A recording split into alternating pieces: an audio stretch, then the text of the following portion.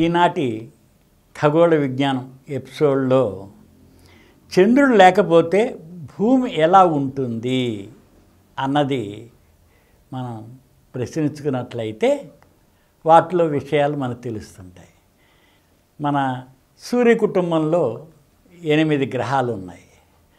వాటన్నిటికీ కలిపి సుమారుగా 200 పైగా చంద్రులు ఉన్నాయి. మన భూమికి ఒకటే చంద్రుడు. మనకు ముందున్న బుధగ్రహానికి కానీ శుక్రగ్రహానికి కానీ చంద్రులు లేవు. ఎందుకంటే అవి సెటిలైట్స్ కనుక ఉన్నట్లయితే సూర్యుడు యొక్క పవర్ ఎక్కువగా ఉంటుంది కాబట్టి పుల్ చేసేసుకుంటాయి అన్నమాట. అందుకని మన భూమికి ఒకటి ఉంది. దాని తర్వాత మన తర్వాత ఉన్న అంగారకుడు మార్స్కి 2 ఉన్నాయి. అలాగే జూపిటర్కి దరిదాపు ఒక 95, అలాగే 124 శనికి ఉన్నాయి. ఇలా రకరకాలుగా ఇక మనకి యురేనస్, నెప్ట్యూను, ప్లూటో వీటన్నిటి కూడా చంద్రులు ఉన్నాయి. కానీ మన భూమికే ప్రత్యేకత. ఎందుకంటే మనం భూమి మీద ఉన్నాం, భూమి నుంచే మనం ఆలోచిస్తున్నాం, భూమి మీద మాత్రమే ప్రాణం ఉంది. అంటే ప్రాణులు ఉన్నాయి, మనం ఉన్నాం, మనం ఆలోచిస్తున్నాం అంతా. ఇంకోటి సూర్య కుటుంబంలో చూసినట్లయితే ఈ గ్రహానికి చంద్రుడికి ఉన్న మాస్ రేషియో సైజు చూసినప్పుడు మనకి భూమికి చంద్రుడికి ఉన్న నిష్పత్తి చాలా పెద్దది. నిజంగా అంటారు ఇది సెల్ఫ్ గ్రావిటీ కనుక చంద్రుడికి ఉంటే బహుశా ఈ చంద్రులన్నీ కూడా మరొక గ్రహాల కిందే తయారైపోతాయి. వాటికి ఇనఫ్ గ్రావిటేషనల్ పుల్ లేదు కాబట్టి అవి చంద్రులుగా మారిపోయినాయి. అయితే ముఖ్యంగా మన భూమి మీద చంద్రుడు ఏం చేస్తున్నాడంటే సముద్రాల్లో టైడ్స్ కలగజేస్తున్నాడు. అంటే ఆటుపోటు అంటాం, అలలు వస్తున్నాయి. అలలు గాలి ఒత్తిడి వలన వస్తూ ఉంటాయి. కానీ ఆటుపోటు పైకి లేవడం కిందకి దిగడం అనేది వాటర్ లెవెల్ జరుగుతూ ఉంటుంది. అందుకని చంద్రుడి వలన భూమి మీద ఉన్న సముద్రాలు 71% సముద్రాలు ఉన్నాయి. ఈ సముద్రాలకి ఆటుపోటు చంద్రుడి యొక్క గ్రావిటేషన్ పుల్ వలన జరుగుతుంది. చంద్రుడు ఉండడు అనుకోండి, అప్పుడు వీక్ టైడ్స్ ఓన్లీ 40%. అందుకని ఆ 40% కూడా సూర్యుడి యొక్క పుల్లు వలన జరుగుతుందన్నమాట. మనం సముద్రపోటుకి వెళ్తాం అనుకోండి, చంద్రుడు లేకపోతే అసలు ఆహ్లాదంగా సముద్ర తీరాన్ని మనం అనుభవించలేం. ఎందుకని ఏం ఉండదు, అసలు ఏం కనిపించదు. ఏదో ఒక తటాకం అంటుంటాం సరే, చెరువులాగా వాట్లు గట్లు వెళ్ళినట్టు ఉంటుందన్నమాట. పెద్దగా ఏం ఎఫెక్ట్ ఉండదు. ఆ చంద్రుడి యొక్క గ్రావిటేషన్ పుల్ వల్లనే ఈ టైడ్స్ వల్లనే జరుగుతూ ఉందన్నమాట. అందుకని ఈ ప్లానెట్స్ అన్నిటికీ చంద్రుడు ఉండబట్టి వాటి ఎఫెక్టు కొద్దో గొప్ప దాని మీద ఉంటూ ఉంటుంది. మన భూమి మీద మనం చూసినట్లయితే ఈ టైడ్స్ ప్రధానం. టైడ్స్ వల్లనే మనకి ఈక్వేటర్ అంటే భూమధ్య రేఖ దగ్గర నుంచి పోల్స్ దాకా ఇక్కడ మన భూమికి ఈక్వేటర్ దగ్గర ఎక్కువ వేడెక్కుతూ ఉంటుంది.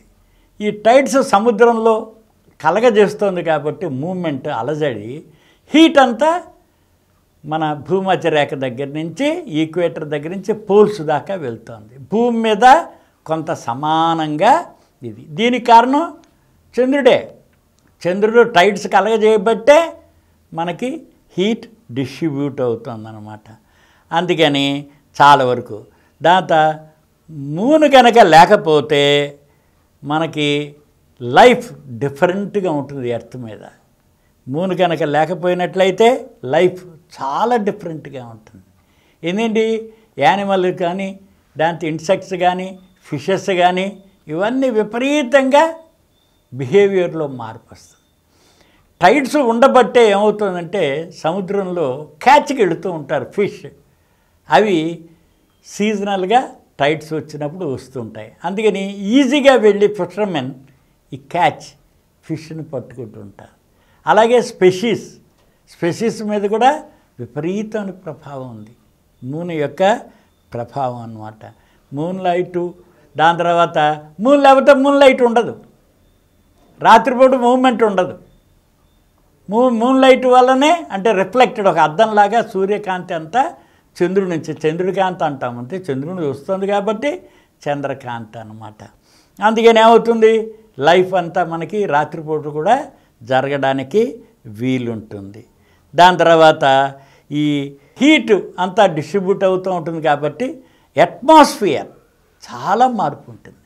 వాతావరణం, క్లైమేట్ అంతా కూడా మూన్ మీద ఆధారపడి ఉంది మనకి. క్లైమేట్ చేంజ్ ఎందుకని, హీట్లు ఎక్స్చేంజ్ వస్తుంది కాబట్టి దానిలో మనకి వాతావరణంలో మార్పు వస్తూ ఉందన్నమాట. అందుకని మూన్ లేకపోతే ఈ జంతువుల మూమెంట్ సరిగ్గా ఉండదు. దాని తర్వాత అగ్రికల్చర్ కూడా సరిగ్గా జరగదు. అది స్పెసీసే కదా. మనకి ఉన్నవన్నీ మనం చూసినట్లయితే ఇప్పుడు వృక్షాలు కానీ పంటలు కానీ ఇవన్నీ కూడా మూన్ యొక్క దీని మీద ఆధారపడి ఉంది. అందుకని అగ్రికల్చర్లో చాలా చేంజ్, క్లైమేట్ డిస్టర్బ్ అయిపోతుంది అన్నమాట. అంత డిఫరెంట్గా ఉంటుంది ఆ రకంగా. దాంతో స్పెసీస్ మూమెంట్లో మార్పు వచ్చేస్తుంది. దాని తర్వాత ఈ ఫిష్ మూమెంట్, అవి రావడం వెళ్ళడం వాటిల్లో. రెండోది మీకు హై టైడ్ లో టైడ్ ఉండబట్టే మీకు సముద్రయానంలో షిప్, దాని తర్వాత మనకి పోర్ట్లు, అంటే షిప్స్ను మనం లాంచ్ చేసే దాని దగ్గర పోర్ట్ అంటాం కదా, లోపలికి రావాలి. హై టైడ్ ఉన్నప్పుడే లోపలికి వస్తాయి అవి. అలాగే కెనాల్స్, ఇప్పుడు సూయజ్ కెనాలు ఇలాంటివి రకరకాలుగా ఉన్నాయి, లింక్ అయి ఉన్నాయి లోపలికి రావడానికి బయటికి వెళ్ళడానికి ఈ షిప్స్ హై టైడ్. అందుకని వీటి మీద స్టడీ చేస్తుంటారు, ఎప్పుడు వస్తాయి ఎప్పుడు వెళతాయి అని. అదే టైడ్స్ ప్రకారం మనకి ఈ పోర్ట్లు ఏవైతే మనకి ఉన్నాయో దేశాన్ని అంటిపెట్టుకొని, ప్రతి ఖండాలను అంటిపెట్టుకొని ఇవన్నీ కూడా జరుగుతుంటాయి. అంటే షిప్ మూమెంట్ చాలా వరకు వాటి మీద.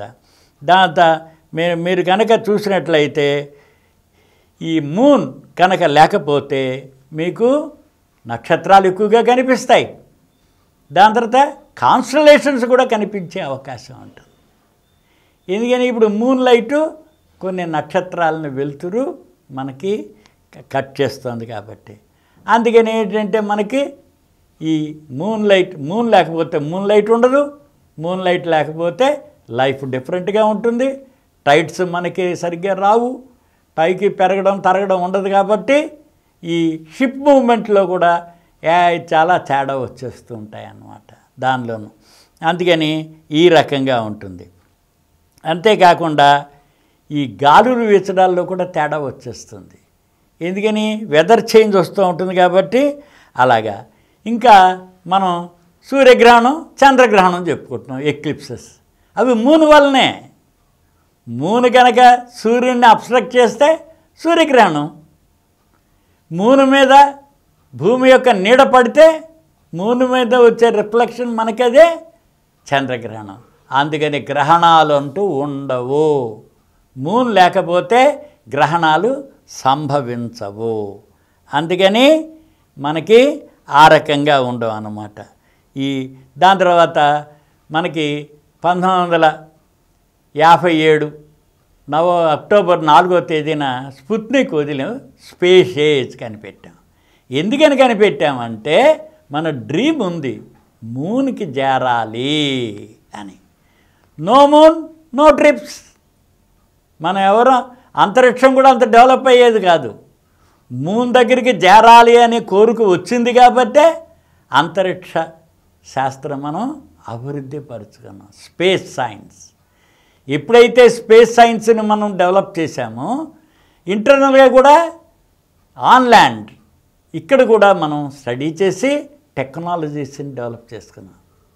అందుకని మూన్ మీదే మన సైన్స్ ఆధారపడి ఉంది. ఇప్పుడు అంతరిక్షానం ఇతర చోట్లకు వెళ్ళాలి, మూన్ ఒక బేస్ చేసుకోవాలి. అందుకని చెప్పి అనే ఉద్దేశంతో moon, no trips, no moon no eclipses. అసలు సైన్సే ఆ రకంగా మనకి డెవలప్ అవడానికి, టెక్నాలజీ పెంచుకోవడానికి ఉపయోగపడేది కాదు. అంతేకాదు మన భూమి తన చుట్టూ తాను 24 గంటలు తిరుగుతుంది ఒక్కసారి. మూన్ కనుక ఉండదు అనుకోండి, స్పీడ్ ఇతర గ్రహాలు ఉన్నాయి 10 గంటల్లోనే తిరిగేస్తున్నాయి వాటి చుట్టూ. అవి స్లో చేస్తుంది. మూన్ ఏం చేస్తుందంటే ఒక స్టెబిలైజ్ చేసింది. ఒక గైరోస్కోపిక్ ఎఫెక్ట్ లాగా దాన్ని స్టెబిలైజ్ చేసి 24 గంటలు తన చుట్టూ తాను తిరగడానికి. లేకపోతే మూన్ లేకపోతే ఏమో నిదానంగా తిరుగుతుందేమో, మన చంద్రులాగే తిరిగింది అనుకోండి, 6 నెలల పగలు 6 నెలల రాత్రి. అంతేకాకుండా 23.5 డిగ్రీలు వంగి తిరుగుతోంది మన భూమి. ఆ 23.5ను కూడా లాక్ చేసింది మూన్. లేకపోతే అది వేరీ అవుతూ ఉంటుంది. 22.1 డిగ్రీ నుంచి 24.5 డిగ్రీల మధ్యన వాబులు అవుతూ ఉంటుందన్నమాట. దీన్ని 23.5 దాకా స్టడీ చేసింది ఆ రకంగా అన్నమాట.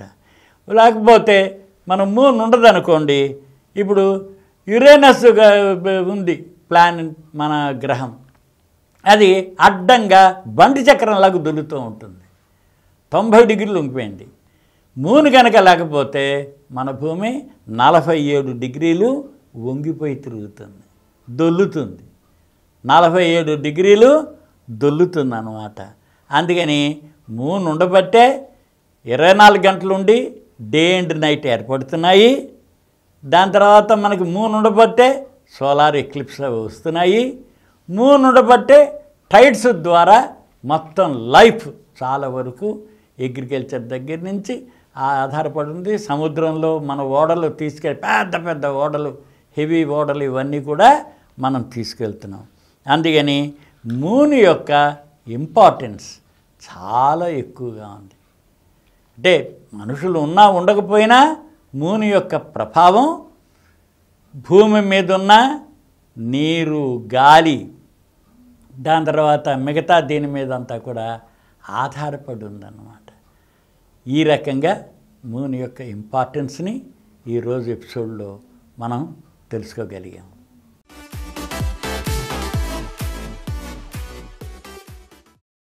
ఈ కార్యక్రమం మీకు ఎంతో నచ్చింది కదా.